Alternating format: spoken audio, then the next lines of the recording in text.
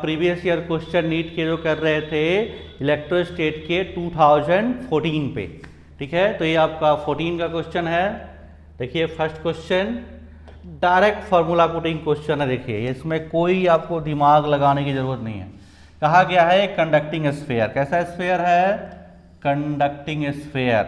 मैं कितनी बार बता चुका हूं, अगर कंडक्टिंग स्फीयर है तो इसके अंदर E 0 होगा और V की वैल्यू कांस्टेंट होगी और उसकी वैल्यू क्या होगी? 1/4 पाई एप्सिलॉन नॉट Q/R। ये कई बार मैं बता चुका हूं।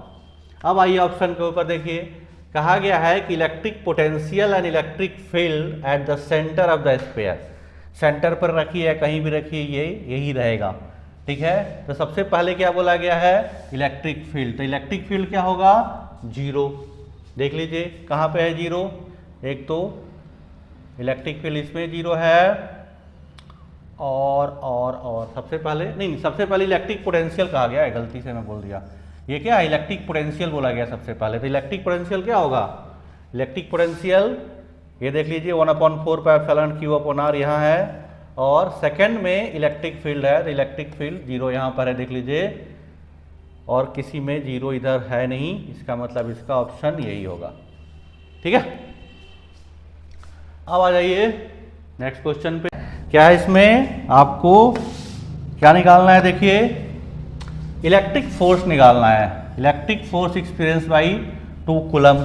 तो फोर्स क्या होगा? देखिए फोर्स की वैल्यू हो जाएगी 2 इंटू ई, ठीक है, 2 इंटू ई, क्योंकि QE होता है तो Q की वैल्यू 2 कूलम दिया हुआ है।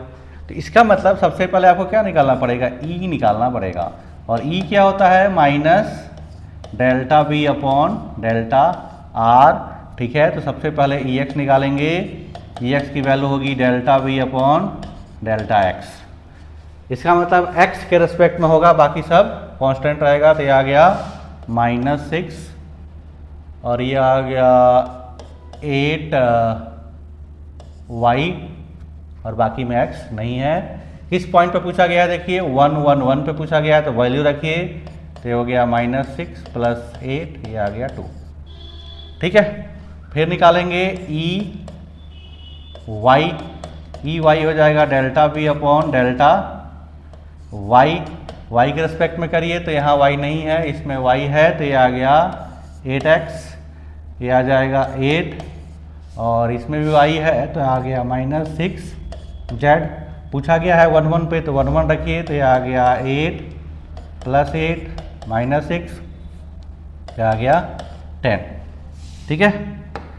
फिर आप निकालेंगे EZ, ठीक है। EZ होगा minus delta V upon delta Z। देखिए इसमें Z नहीं, इसमें Z, तीनों में Z नहीं, केवल Z यहाँ पे है। तो यह आ जाएगा -6y, वैल्यू रखेंगे तो आ गया -6।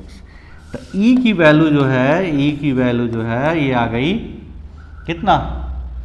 EX, ये आ गया 2i cap plus 10j cap -6k cap Newton पर कूलम।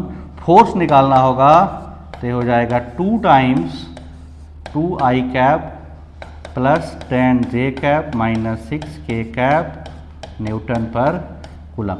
अब क्योंकि यहाँ देखिए वेक्टर फॉर्म में दिया नहीं है तो आपको इसका मैग्नीट्यूड निकालना पड़ेगा। और आप जब इसका मैग्नीट्यूड निकालेंगे इसका, तो ये क्या हो जाएगा? देखिए ये हो जाएगा 4 का स्क्वायर प्लस 20 का स्क्वायर माइनस 12 का स्क्वायर, ठीक है। और फिर अंडर रूट कर दो। इसको सॉल्व करोगे तो ये आ जाएगा 4√35 न्यूटन, ठीक है। तो इसका आंसर हो जाएगा ऑप्शन नंबर 4, ठीक है। Thank you.